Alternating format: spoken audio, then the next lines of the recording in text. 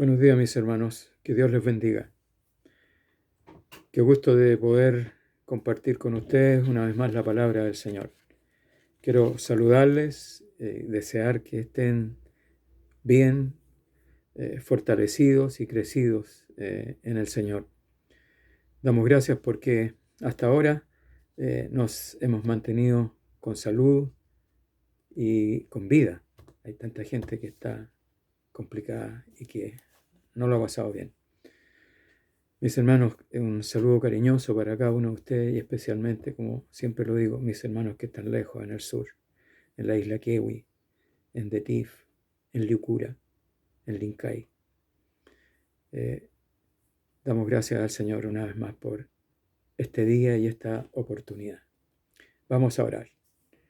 Padre Dios nuestro, estamos en su presencia en esta hora, con un corazón agradecido, Señor, por todas las bendiciones, por la gracia que usted derrama sobre nuestras vidas. Gracias, Señor, por tener tanta paciencia con nosotros, Señor. Y en esta hora, Dios, pedimos una bendición sobre la iglesia, todas las denominaciones, la iglesia evangélica, la iglesia suya, la iglesia de Cristo.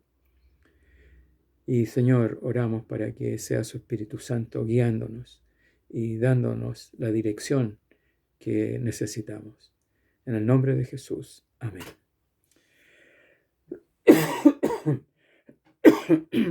Perdón, hermanos. Es casi ineludible partir diciendo lo que estamos viviendo en nuestro país. La situación política, la situación sanitaria, los problemas laborales, económicos, todas son preocupaciones que de una u otra manera nos llegan. Incluso este fin de semana, cuando precisamente se esté reproduciendo esta predicación, vamos a estar participando de elecciones que van a ser de gran importancia para todos. Por todo esto hay incertidumbre, ¿cierto? Yo creo que nadie se atreve a opinar lo que va a pasar en el futuro. Pero esta prédica no se trata de comentar la situación del país en lo laboral, en lo político, porque este es un tema que tienen que resolverlo nuestras autoridades, por cierto. Pero yo quiero hacerme una pregunta. ¿Y la Iglesia Evangélica le corresponde decir algo respecto a la situación de nuestro país? ¿Qué creen ustedes acerca de lo que sucede en Chile? Todos nosotros hablamos de las cuarentenas, de si son buenas o no, si corresponden o no. Se habla si habrá o no retiros de la AFP, de los permisos que hay que sacar para poder salir a comprar, etcétera, etcétera, etcétera. Pero ¿saben? Nadie o casi nadie habla del otro Chile, del Chile que nos interesa a nosotros, el Chile espiritual. Y eso sí que es una gran responsabilidad para la Iglesia. Ese es nuestro tema. ¿Qué está pasando con la espiritualidad de Chile? Porque Dios ha comisionado solo a su Iglesia para rescatar a los perdidos, para llevar las buenas nuevas del Evangelio, para mantener viva la fe de Cristo en todo lugar, ¿cierto? Y es precisamente en este ámbito. Yo creo que Chile está pasando tal vez por la peor situación de su historia. Piensen, el humanismo, esta filosofía que coloca al hombre en el centro de la vida, ha logrado desplazar la fe en Dios. Pero si lo vemos nosotros, en los medios, en la televisión, los matinales, la superficialidad, lo que se habla en los temas, en los proyectos que presentan los políticos, destruyendo la familia, destruyendo todo lo que se había ganado antes respecto a la espiritualidad de nuestro país. Cómo está la vida familiar, las relaciones padres e hijos, cómo se están criando los niños, qué se enseña en los colegios. Hay un caos. El hombre ha llegado a colocarse a sí mismo como el centro del universo. y ha desplazado a Dios y su creación. Y lo peor de esto es que la iglesia ha cedido su responsabilidad, encerrada en sí misma sin reaccionar. Nosotros, los cristianos, sabemos que cada día que pasa, estamos más cerca del regreso del Señor, el evento en que Él vendrá a tomar cuenta de lo que hemos hecho y de lo que no hemos hecho. Y el objeto de esta revisión no solamente va a ser el ministerio de la iglesia, como se lee en Apocalipsis, sino que también el ministerio y la vida de cada uno de nosotros. Dios ha sido fiel, ¿verdad? Nos ha cuidado, nos da la vida, nos da la salud, la familia, nos ha hecho parte de su pueblo. Y la gracia de Dios la recibimos cada día, desde que nos acostamos hasta despertarnos. Y no ha faltado un solo día. Pero hay algo. Lamentablemente tenemos que decir, mis hermanos, con tristeza, con preocupación, que muchos de nosotros no están respondiendo a ese amor y a esa gracia que Dios derrama. Miren, la mayoría de nosotros tenemos trabajo o recibimos recursos de algún lado. Pueden ser pocos, pueden ser muchos o pueden ser variables. Pero todos, sin excepción, estamos bajo el paraguas de Dios, que nos cubre todos los días. Todos sabemos que Cristo murió por nosotros, lo que es una muestra maravillosa de la gracia de Dios, de lo que Él ha hecho por ti y por mí.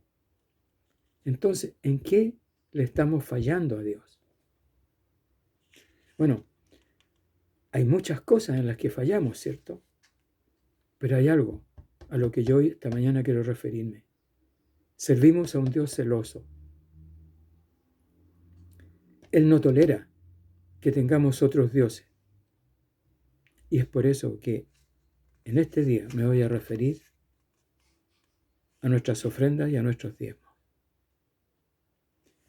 Quiero decir antes que esta palabra no es solo para nuestra congregación, porque yo sé que hay otros hermanos que también escuchan estas prédicas y el Señor sabe quién de todos nosotros necesita esta palabra.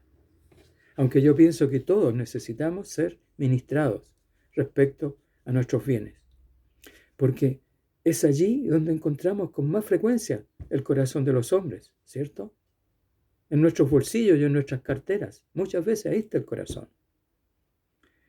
Ahora seamos sinceros con Dios y con nosotros mismos. Preguntémonos, ¿cuántas veces nos hemos sorprendido nosotros mismos regateándole a Dios nuestras ofrendas y nuestros diezmos? Más de una vez, ¿cierto? Entonces, sin duda que esta palabra de hoy es para todos nosotros. No cabe duda que el dinero es importante. En esta sociedad materialista, el dinero es imprescindible. Pero hay un peligro. El dinero puede esclavizarnos. El Señor Jesús, para que evitemos la esclavitud del dinero, dice, no podéis servir a Dios y a las riquezas. Mateo 6:24. No podemos servir a Dios y a las riquezas. Hay que reconocer que muy pocos se escapan del poder que tiene el amor al dinero. Un poder que puede llegar a gobernar nuestras decisiones, incluso nuestra entrega al Señor. Y Dios no se agrada que sus hijos sirvan a las riquezas antes que a Él. Y esto Dios lo demostró en una forma extrema cuando castigó a Ananías y Zafira.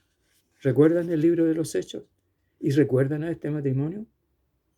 Ellos fueron castigados con la muerte por Dios. Ellos habían prometido dar al Señor el total de lo que habían recibido en la venta de una casa. ¿Pero qué hicieron? Sustrajeron una parte del precio, cayendo en la mentira acerca de lo que iban a dar a la iglesia. Pero el pecado más profundo de esta actitud y el pecado más devastador de lo que ellos cometieron fue la hipocresía espiritual. Eso es lo que Dios odia, la hipocresía. porque la hipocresía está motivada por el egoísmo. Y ellos fueron castigados por aparentar una vida entregada al Señor, cuando en realidad el amor que ellos tenían era mayor a sus bienes que a Dios.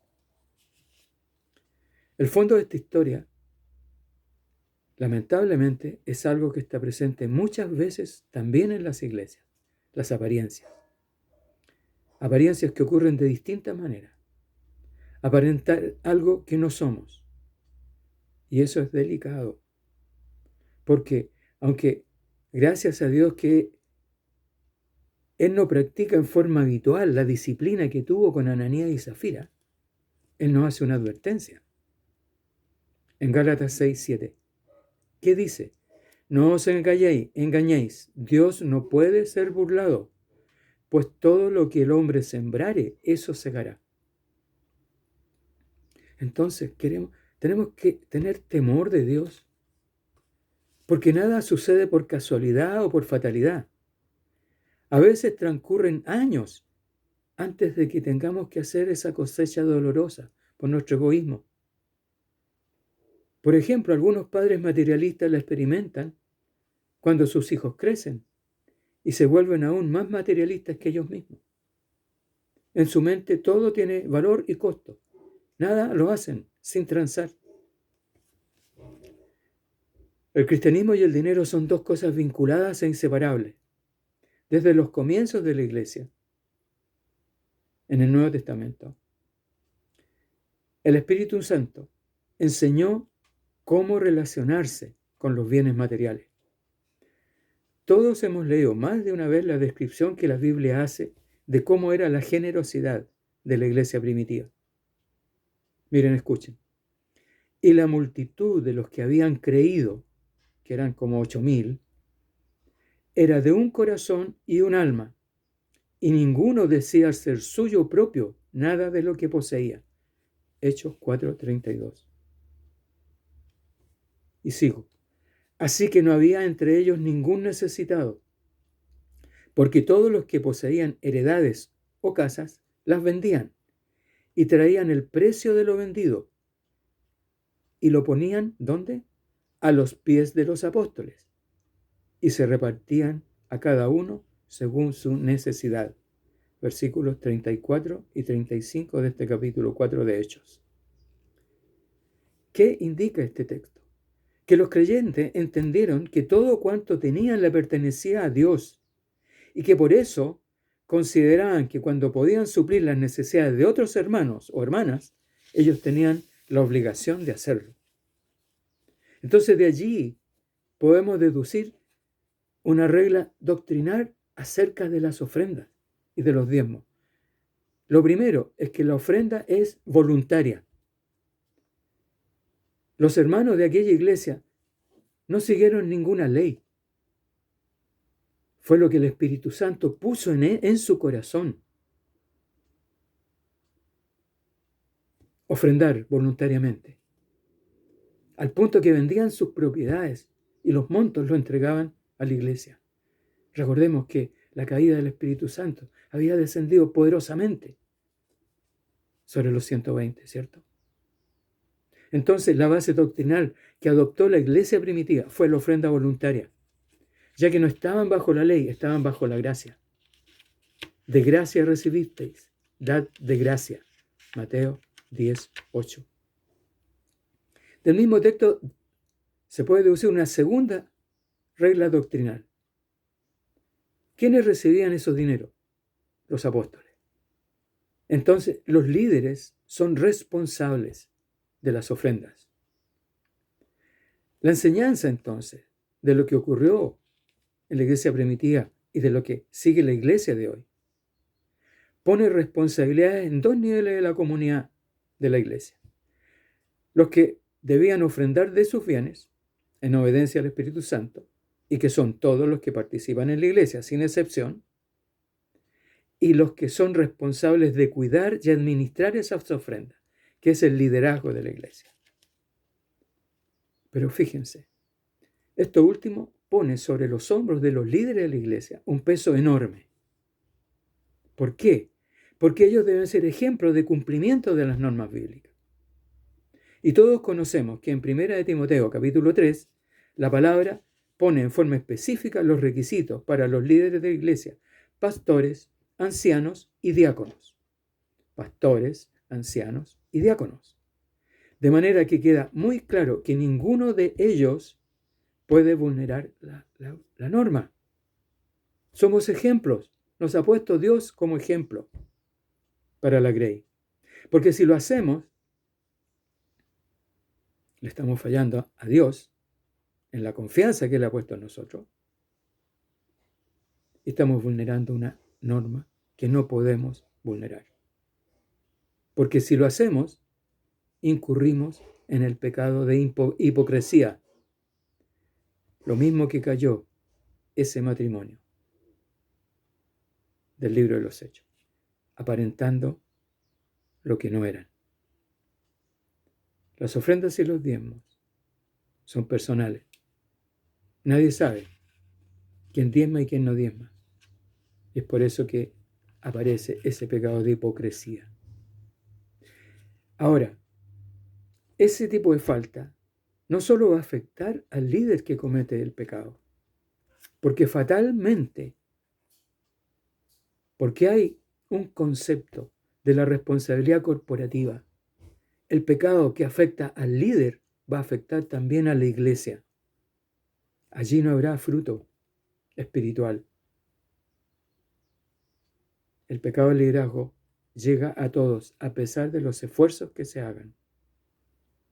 Se transformará en una iglesia estéril. Pero hay más información en la palabra respecto a las ofrendas. En 2 Corintios capítulo 8, versos 16 al 22, 2 Corintios 8, 16 al 22, el apóstol Pablo cuenta una experiencia con los hermanos de Corinto. Los hermanos de Corinto tenían que administrar los fondos de la iglesia. Y la palabra expresada ahí dice que los fondos deben ser administrados por hombres aprobados como íntegros. Versos 16 al 18. Aprobados como íntegros. El manejo de estos fondos debe hacerse con un criterio contable. O sea, informes ordenados que puedan ser interpretados fácilmente por todos. ¿Por qué? Dice la palabra, a fin de evitar reproches y sospechas. Verso 20, 2 Corintios 8, 16 al 22. En conformidad, entonces, a principios estrictos de honestidad ante el Señor y los hombres. Verso 21. ¿Se fijan la información? Clarísima. Los líderes deben ser honestos, no codiciosos, no avaros. Requisitos de un líder. La administración, entonces, requiere a líderes dispuestos a informar y ser transparentes en el manejo de los dineros. Ahora, Dios ha trazado un plan específico para los cristianos de todos los tiempos en cuanto a cómo debemos dar. Miren, en el Nuevo Testamento no hay un modelo detallado para ofrendar como ocurrió con Israel en el Antiguo Testamento. Y se observan más bien solamente principios generales. Y por tratarse de principios generales, este plan de Dios puede traspasar libremente todos los límites culturales, económicos, y funcionar en cualquier época y en cualquier cultura. Así fue que funcionó en Jerusalén, en Antioquía, en Tesalónica y en Corinto, tanto en iglesias con judíos como con gentiles. Por lo tanto, es un método que va a funcionar también en cualquier sociedad, sea rica o pobre, de nuestro mundo occidental. Recordemos entonces que el primer principio para ofrendar, la ofrenda es voluntaria. Pero ¿cómo daban los hermanos de esta iglesia primitiva de donde estamos sacando la enseñanza? Cada uno daba conforme a lo que tenía. Este principio quedó ejemplificado por primera vez en Jerusalén. Y el mismo método lo podemos ver también en la iglesia de Antioquía.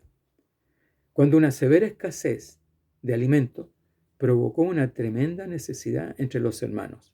Esto está en 2 Corintios, capítulo 8 nuevamente, versos 1 al 14. Pero sin embargo, dice el apóstol Pablo, que a pesar de su situación de pobreza en Antioquía, ellos enviaron su ayuda igual a los hermanos de Jerusalén, que estaban pasándolo mal. ¿Y cómo dieron? Cada uno dio conforme a lo que tenía. Y reunieron igual una ofrenda especial en dinero, en la cual participaba toda la familia. Ahora, siempre va a haber hermanos que no pueden dar nada. Eso es, por supuesto. Pero va a llegar el momento en que ellos podrán hacerlo y suplir las necesidades de otros creyentes.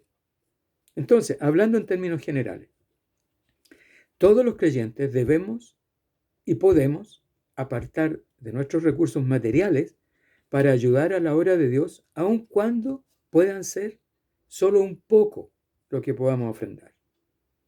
Entonces, de aquí deducimos una tercera regla. La primera, ofrendar voluntariamente. La segunda, dar conforme a lo que uno tiene.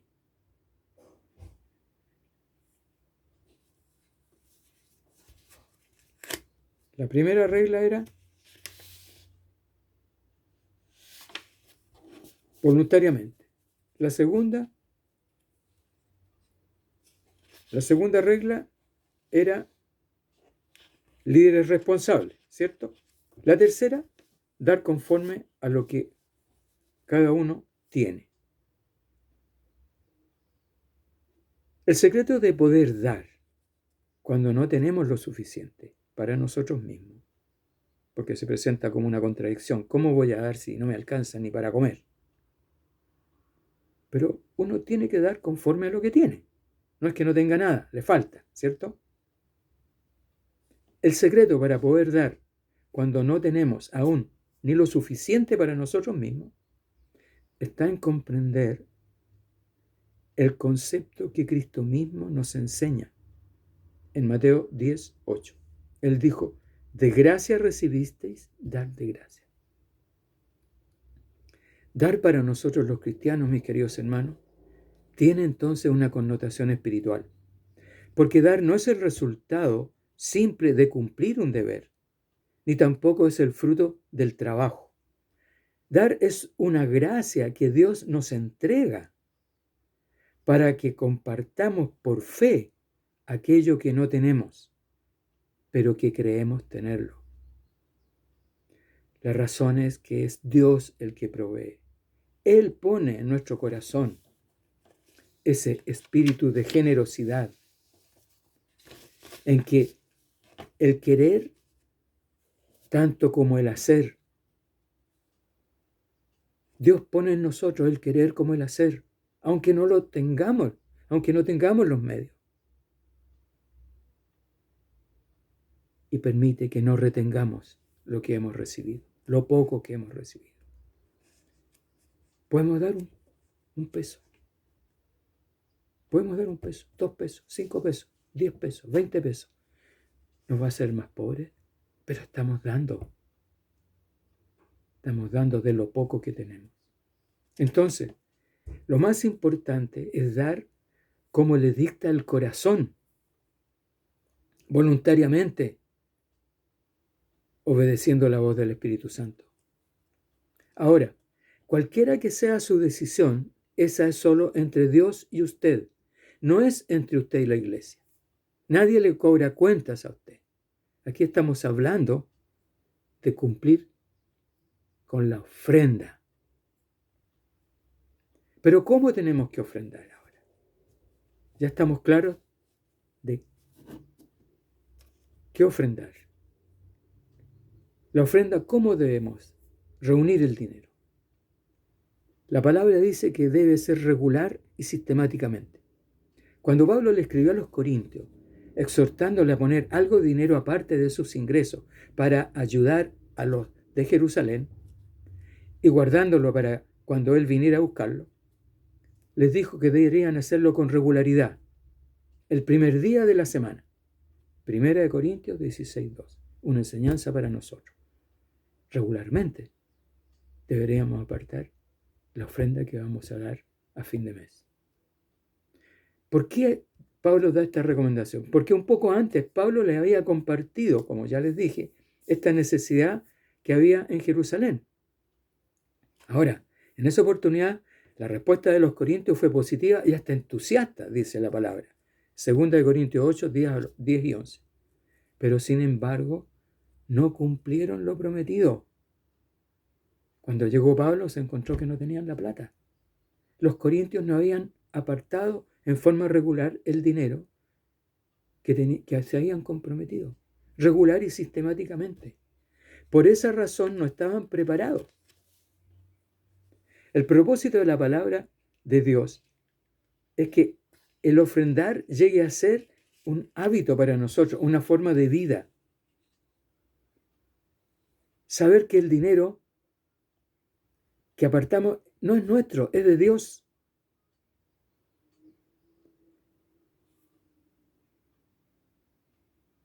Esto va a ser siempre que estemos preparados para cumplir con nuestro compromiso con el Señor. ¿Por qué he querido exhortar sobre la fidelidad en nuestra ofrenda? No ha sido porque falta dinero en la iglesia. Dios no necesita dinero para actuar. No hay nadie en la iglesia que esté al borde de la pobreza, gracias a Dios. Pero sin embargo, mis hermanos, y aquí viene la razón de esta prédica, hay solo 8 personas de todos los asistentes que están sosteniendo a la iglesia. Miren, Dios no necesita nuestro dinero y la iglesia tampoco. Porque si la visión es solo que estemos pendientes del WhatsApp y de la prédica de los domingos, no necesitamos dinero para eso. Disculpen mi ironía, por favor, mis hermanos. Pero esas no pueden ser las obras que le vamos a presentar a Cristo cuando Él nos examine, ¿cierto? Actualmente los recursos que se reúnen, ¿para qué se usan? Se usan para financiar las casas con mercadería que se entregan cada mes a las familias que lo necesitan. Cajas que se les entrega de regalo y que se paga. Se paga también consumo de agua mensual y ocasionalmente algunas recetas médicas de hermanos que no pueden financiar esos gastos. Y además de eso, los gastos normales de arriendo, que ustedes ya saben, de luz y de agua. Pero hoy, y eso es lo que gatilló mi preocupación, ha aparecido otra necesidad urgente en la iglesia y que no está cubierta por nuestros ingresos. Y es el compromiso que nuestra iglesia debe hacer para ayudar a pagar el hogar donde nuestra hermana Ruth Brito va a quedar. Ese hogar vale 450,000 pesos. Una parte lo va a financiar un familiar de Ruth. Otra parte, la jubilación de Ruth. Todos sabemos los montos de las jubilaciones, ¿cierto? Y el resto nos sentimos nosotros comprometidos.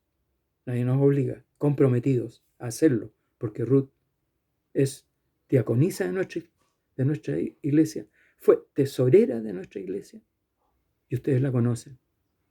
Está de más que yo la describa. Es una mujer íntegra. Ese apoyo probablemente va a significar no solamente apoyar en el gasto mensual, sino que va a haber que financiar artículos de aseo y ocasionalmente remedios. Dios puede hacer milagros, es verdad. Puede tirar la plata.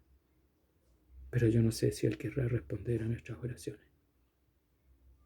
Perdónenme, mis hermanos, si he sido duro, pero estoy preocupado. No es justo. No es justo. Vamos a orar. Padre, perdónenos, Señor. Estamos fallándole.